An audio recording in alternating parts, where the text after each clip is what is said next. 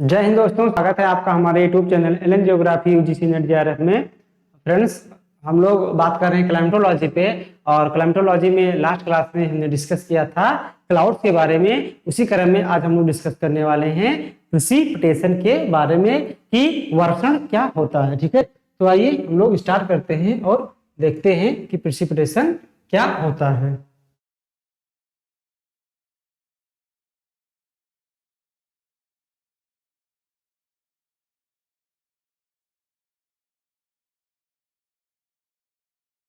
चलिए हम लोग देखते हैं। यहां पर लिखा हुआ है प्रेसिपिटेशन। ठीक है,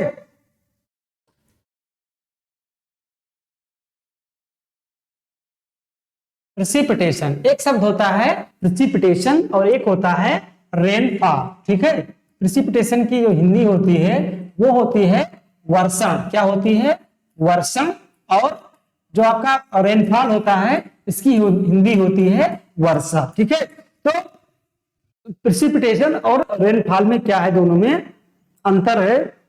जब हम बात करते हैं प्रेसिपिटेशन की तो इसमें हम क्या करते हैं कि जो आपका जल है, ठीक है, तो इसमें जल के हम ठोस और द्रव दोनों रूपों को समाहित करते हैं। लेकिन जब हम बात करते हैं रेनफॉल की, वर्षा की, तो वर्षा का मतलब ये हुआ कि केवल जल का हम कौन सा रूप लेते हैं? तरल भाग को सम्मिलित करते हैं, बाकी भाग को समाहित या सम्मिलित नहीं करते हैं। तो प्रेसिपिटेशन का मतलब क्या हुआ कि यहाँ पर जल के ठोस और द्रव दोनों रूपों में क्या की जाएगी? चर्चा की जाएगी कि ठोस रूप में कैसे वर्षा होती है, तरल रूप में। लेकिन रेनफॉल में हम लोग देखेंगे, रेनफॉल जनरली आपके एग्जाम में पूछता है कि रेनफॉल क्या है, वर्षा क्या होती है और इसके प्रकार क्या होते हैं। ठीक है, तो ये दोनों शब्दों में आपको हमने अंतर स्पष्ट कर दिया है, इसको आप लोग अच्छे से याद रखिएगा। ठीक है, तो वर्षा क्या होती है? ठीक है, तो वर्षा क्या होता है कि वर्षा क्या होती है, आइए हम लोग इसको देखते हैं। ठीक है, इसमें जो भी स्टेप आपको बताए जा रहे हैं, स्टेप आपको ध्यान रखना है, स्टेप आपसे एग्जाम में पूछा जाएगा। पहले क्या हुआ?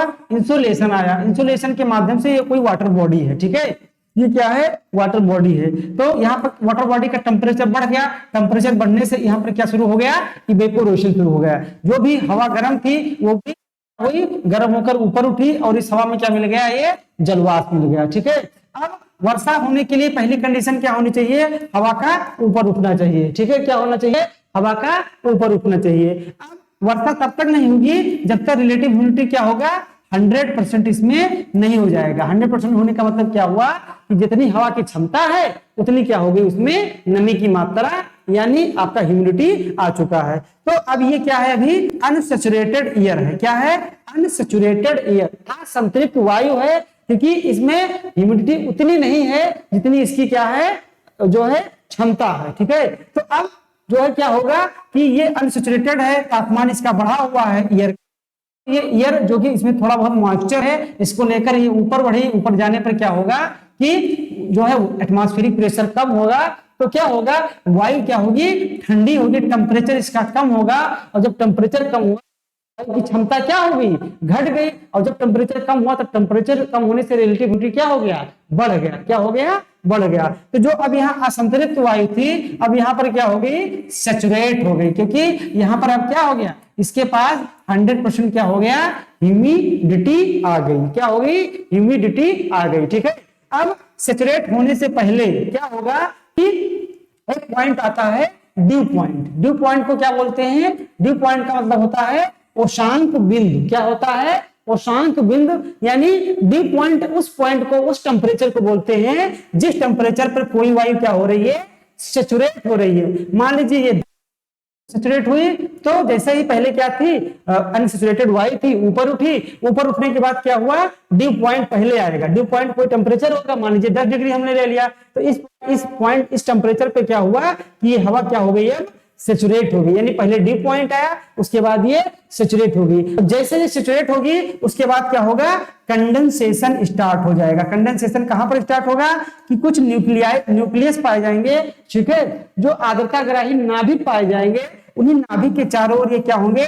आपके कंडेंसेट होने लगेंगे। कंडेंसेट में क्या होता है कि जो वेपर के फॉर्म में जो हवा में मॉइस्चर था, अभी किसमें चेंज हो जाएगा? ये तरल रूप में चेंज हो जाएगा या ठोस रूप में चेंज हो जाएगा। तो अब क्या होने लगा? कंडेंसेशन होने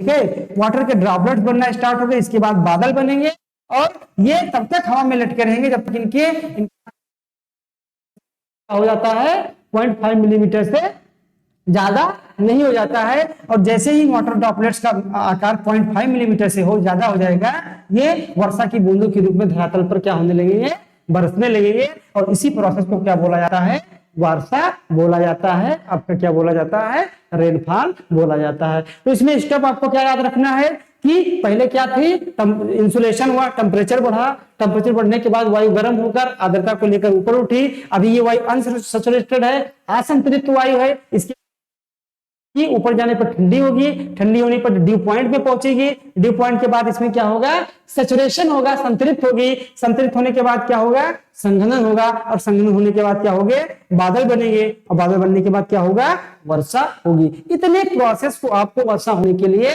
याद रखना है। एक पॉइंट ये भी आपको याद रखना, वायु को ऊपर उठा, जैसे वायु की क्षमता को कम करने के लिए हमने इसका क्या किया, वायु को ऊपर उठाया। लेकिन अगर आप इसमें इतना नमी यहीं पर मिला दें कि जो इसकी क्षमता थी 100% हो जाए, तो वायु बहुत ज्यादा स्टार्ट हो जाएगा। जैसे आप किसी में देखते हैं कि जो है, आप जो है वर्षा ऋतु में क्या देखते हैं कि पूरे 10 मिनट के स्टार्ट हो जाती है, बहुत ही निचले स्तर पर बादल बनने का। वो क्यों होता है, क्योंकि उसमें हवा को बहुत ज्यादा ऊपर उठना नहीं पड़ता है, बल्कि जैसे ही थोड़ा सा ऊपर उठती है, क्योंकि इसमें ऑलरेडी बहुत ज्यादा क्या होता है, विद्यमान होती है। ठीक है, तो वायु की क्षमता को कम कीजिए, यानी ठंडा कीजिए इसको, इसके रिलेटिव ह्यूमिडिटी 100% होगी। या तो वायु में क्या मिला दीजिए, एक्स्ट्रा नमी मिला दीजिए। हमने इसको ह्यूमिडिटी वाले चैप्टर में बहुत अच्छे जो है एग्जांपल्स के साथ क्या किया था, डिस्कशन किया था कि कब इसकी क्षमता बढ़ाई जा सकती है टेम्परेचर के द्वारा, और कब इसमें नमी मिलाकर बढ़ाई जा सकती है। ये दोनों पॉइंट हमने अच्छे से डिस्कस किया था। ठीक है, तो अब जैसे ही 100% होगा, कंडेंसेशन स्टार्ट हो जाएगा, और उसके बाद संघनन के बाद क्या होगी, वर्षा। न्यूक्लियाई क्या होते हैं, ठीक है, और ये कैसे मदद करते हैं, इन सारी चीजों को हमने क्या किया था, ह्यूमिडिटी वाले चैप्टर में अच्छे से डिस्कशन किया था। तो अब यहाँ पर हमने क्या करा दिया, बारिश करा दी, वर्षा करा दी। इसका प्रोसेस क्या था, मैकेनिज्म क्या था, आप अच्छे तरीके से जान चुके हैं। ठीक है, अब ये रहा क्या आपका जो है इसका प्रोसेस था। ठीक है, प्रोसेस में यही होता है, पहले क्या थी, अनसैचुरेटेड वायु थी, एयर थी। जब ये ऊपर उठी तो ये क्या हुई, ठंडी हुई। उसके बाद ये क्या हुआ, कंडेंसेशन हुआ, किसके पास, हाइग्रोस्कोपिक न्यूक्लियाई के आसपास कंडेंसेशन हुआ। उसके बाद क्या हुआ कि जो क्लाउड ड्रॉपलेट्स बने, वाटर के ड्रॉपलेट्स बनते हैं, और उसके बाद क्या होती है, रेनफॉल होती है, वर्षा होती है। ठीक है, ये रहा इसका प्रोसेस। अब जो ये हो गई आपके वर्षा कैसे होती है। ठीक है, वर्षा के लिए कौन कौन सी आवश्यक दशाएं हैं, तापमान का होना जरूरी है, हवा का ऊपर उठना जरूरी है, कंडेंसेशन होगा, रिलेटिव ह्यूमिडिटी 100% होनी चाहिए। ठीक है, हमने ह्यूमिडिटी के चैप्टर में डिस्कस करते हुए आपको ये बताया था कि ह्यूमिडिटी 3 प्रकार की बताया था, उसके काम बताया था। उन सारी बातों को अगर आपको याद है तो ये चैप्टर आपको बहुत अच्छे से समझ में आने वाला है। ठीक है, अब ये रहा आपका वर्षा के बारे में। अब वर्षा कैसे होती है, बादल आपके बहुत सारे बन गए, फिर भी वर्षा नहीं होती है। बादल तो निर्मित हो गए, लेकिन उसमें बूंदों का आकार इतना बड़ा नहीं होता है कि वो क्या होते हैं, सरफेस पे आ सके। इसीलिए वो हवा में ऐसे सस्पेंडेड फॉर्म में बादल आपके क्या होते हैं, घूमते रहते हैं, घूमते रहते हैं। ठीक है, तो वर्षा क्यों होती है, कैसे होती है, मतभेद का विषय है। ठीक है, कोई नहीं बता पाया कि वर्षा कैसे हो रही है, जो है इसका मैकेनिज्म कैसे है, इसका कारण क्या है। तो इसी पे कुछ विद्वानों ने क्या दी, अपनी थियरी दी। उन थियरी का नाम आपको याद रखना है। ठीक है, वो थियरी बहुत ही क्या है, आपके एग्जाम पॉइंट ऑफ व्यू से बहुत ही इंपॉर्टेंट है। ठीक है, तो इसमें पहले जो थियरी आई वो आई ice crystal theory. Ice crystal को बोलते हैं हिमकण सिद्धांत। क्या बोलते हैं, हिमकण सिद्धांत। ठीक है, हिमकण सिद्धांत ये जो है, ये किसने किया था, तो नॉर्वे के एक विद्वान थे टी बर्गरान। ठीक है, तो इन्हीं टी बर्गरान महोदय ने क्या दिया था, हिमकण का सिद्धांत दिया था। और उस सिद्धांत में इन्होंने बताया, अच्छे से समझाया कि वर्षा क्या होती है, कैसे होती है। तो आप अभी सिद्धांत जो है, टाइम जो है हम लोग के पास कम है, और इस सिद्धांत को हम लोग जब मार्च के बाद, फरवरी के बाद पूरा डिटेल में ज्योग्राफी पढ़ेंगे तो हम अच्छे से डिस्कस करेंगे वहां पे। आप यहाँ पर केवल ये जानिए थियरी को किसने दिया था? आइस क्रिस्टल थियरी टी बर्गरान ने दी थी। यही आपसे एग्जाम में यूजीसी बार बार पूछता है। दूसरा क्या है? Collagen theory. कोलेजन थियरी का मतलब क्या हुआ? कोलेजन कोवेलेंस थियरी, ठीक है। कोलेजन कोवेलेंस थियरी मतलब टकराव का सिद्धांत। टकराव का सिद्धांत किसने दिया था? एक विद्वान थे ईजी बोबेन। ईजी बोबेन महोदय ने क्या दिया था? वर्षा टकराव सिद्धांत दिया था। और हिमकण सिद्धांत किसने दिया था? हिमकण सिद्धांत दिया था आपका टी बर्गरान महोदय ने, ठीक है। क्या दिया था? टी बर्गरान महोदय ने। इन दोनों विद्वानों का नाम आपको क्या करना है? अच्छे से याद होना चाहिए, ठीक है।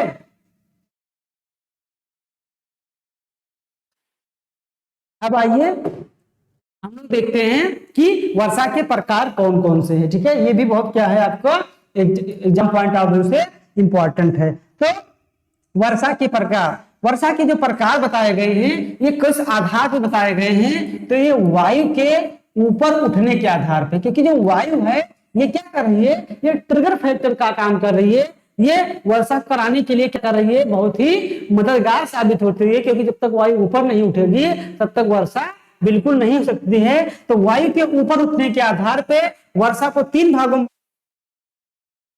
कन्वेक्शनल रेनफॉल, संवहनीय वर्षा। क्या है? संवहनीय वर्षा। संवहनीय वर्षा कैसी होती है?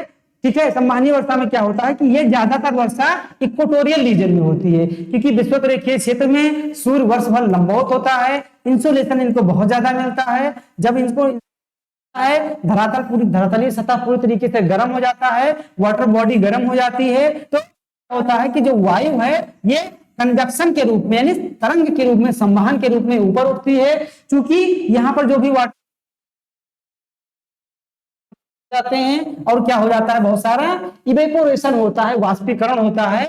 और ये जो वायु है इसी वाष्प तेजी के साथ क्या करती है? ऊपर उठती है। ऊपर उठने का तापमान घटता है, रिलेटिव बढ़ती है, और रिलेटिविटी बढ़ती है जिसके कारण यहाँ पर क्या होती है? वर्षा होगी। वर्षा होने के बाद जो है रिलीज होगा। वर्षा होने के बाद क्या रिलीज होता है? लेटेंट हीट रिलीज होगा, ये और ऊपर उठेगी। और इस प्रकार यहाँ पर देखेंगे कि एकदम टावर के आकार का जो है हजारों बादल का निर्माण हो जाता है, वर्षा होती रहती है। और ये वर्षा बहुत ही गरज और चमक के साथ क्या होती है? वर्षा होती है, ठीक है। तो इस प्रकार की वर्षा को क्या बोलते हैं? Convectional rainfall. कौन सी वर्षा बोलते हैं? संवहनीय वर्षा, क्योंकि इसमें जो वायु ऊपर उठती है वो कन्वेक्शन के रूप में तेजी के साथ ऊपर उठती है। इसको इसलिए बोला जाता है कन्वेक्शनल रेनफॉल, ठीक है।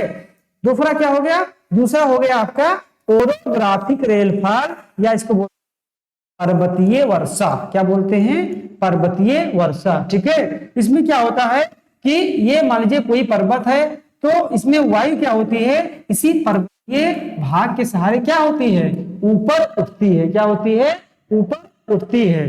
जब इसी पर्वत के सहारे वायु ऊपर उठती है तो ऊपर उठने के बाद तेजी से ठंडा होती है, और ये पर्वत जिस क्षेत्र से ये उठती है यानी पर्वत के ढाल वाले भाग पे ये क्या करेगी? खूब वर्षा करती है, ठीक है। और जब ये इसमें नमी खत्म हो जाएगी तो ये क्या होगी कि और ऊंचाई पर जाने पर ठंडी हो जाएगी, और ठंडी होकर इसके सहारे क्या होगी?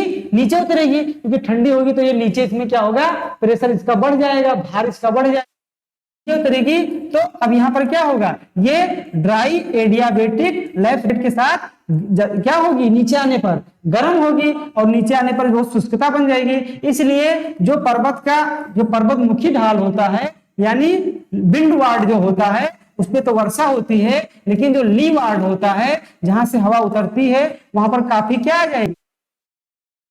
और इस वाले रीजन को बोलते हैं, क्या बोलते हैं? ठीक है, कि ये वाला रीजन होता है, ठीक है, इसको बोलते हैं वर्षा छाया क्षेत्र। क्या बोलते हैं? Rain shadow zone. वर्षा छाया क्षेत्र की इधर वर्षा नहीं होती है, ठीक है। और पूरे विश्व में सबसे ज्यादा जो वर्षा होती है इसी प्रकार की वर्षा होती है। इसको बोलते हैं जो है क्या बोलते हैं? इसको बोलते हैं ओरोग्राफिक रेनफॉल, पर्वतीय वर्षा। जैसे भारत में आप देख लीजिए, हिमालय से टकराकर मानसून जब पीछे हटता है तो वर्षा होती है, और पश्चिमी घाट से टकराने के बाद पश्चिमी घाट के पूर्वी क्षेत्र में, इसको मान लीजिए पश्चिमी घाट, यहाँ पर खूब वर्षा होती है। यहाँ पर क्या होती है? वर्षा बिल्कुल नहीं होती है, ठीक है।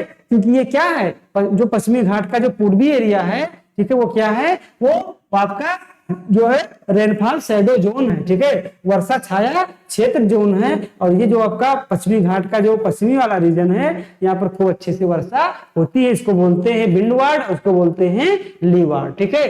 पवन मुखी ढाल, अब पवन विमुखी ढाल। तो इतने पॉइंट्स आपको इसमें याद रखने हैं। और पूरे विश्व में वर्षा का प्रकार है, उस प्रकार में जो सबसे अधिक वर्षा होती है वो कौन सी होती है, वो आपकी यही वर्षा होती है, ओरोग्राफिक रेनफॉल, ठीक है। तीसरा जो प्रकार की वर्षा हो रही है वो हो रही है साइक्लोनिक फ्रंटल रेनफॉल, ठीक है, आपका चक्रवातीय वाताग्रीय वर्षा। तो चक्रवात वाताग्रीय वर्षा में क्या होता है कि दो विपरीत गुणों वाली, यानी एक ठंडी वायु राशि और एक गर्म वायु राशि आपस में मिलते हैं और चक्रवात बनता है। और इस कौन सा चक्रवात होता है, टेम्परेट साइक्लोन बनते हैं, शीतोष्ण चक्रवात बनते हैं। और इससे क्या होती है, बहुत भारी मात्रा में वर्षा होती है। हम यहाँ पर जो है इसको अच्छे से जो है एक्सप्लेन नहीं कर रहे, मतलब जो है इसको बहुत ही डिटेल में एक्सप्लेन नहीं कर रहे हैं, क्योंकि आगे हम लोग क्या पढ़ेंगे, टेम्परेट साइक्लोन पढ़ेंगे। तो वहां पर आप क्या करेंगे, एक्सप्लेनेशन इसका करेंगे, इसको डिटेल में ले जाएंगे। बस आप यहाँ पर ये जानिए कि इसमें भी क्या हो रहा है कि वायु ऊपर उठ रही है, दो विपरीत गुणों वाली, और दो विपरीत गुणों वाली वायु राशि की मिलने से क्या होता है कि टेम्परेट साइक्लोन का फॉर्मेशन होता है और इनसे घनघोर क्या होती है, वर्षा होती है। तो ये पूरा सिनेरियो रहा आपका इसके बारे में, रेनफॉल के बारे में, कि रेनफॉल के जो है जो वर्षा होती है उसमें स्टेप कौन कौन से होते हैं, स्टेप भी आपसे एग्जाम में पूछे गए हैं। और साथ ही साथ क्या आपको याद रखना है, इनके प्रकार को याद रखना है। और इसमें जो थियरी बताई गई है वो सबसे इंपॉर्टेंट है। थियरी आपसे उसका नाम एग्जाम में पूछा जाएगा, मैच द फॉलोइंग में पूछ लिया जाए या किसी और प्रकार से पूछा जा सकता है, ठीक है। तो ये रहा आपका प्रेसिपिटेशन के बारे में। मिलते हैं हम लोग नेक्स्ट वीडियो। वीडियो कैसे लगा आप लोग कमेंट करके जरूर बताइए, जो सुधार की आवश्यकता है उसको हम लोग अच्छे से सुधार करेंगे, ठीक है। तो मिलते हैं, ऑल द बेस्ट।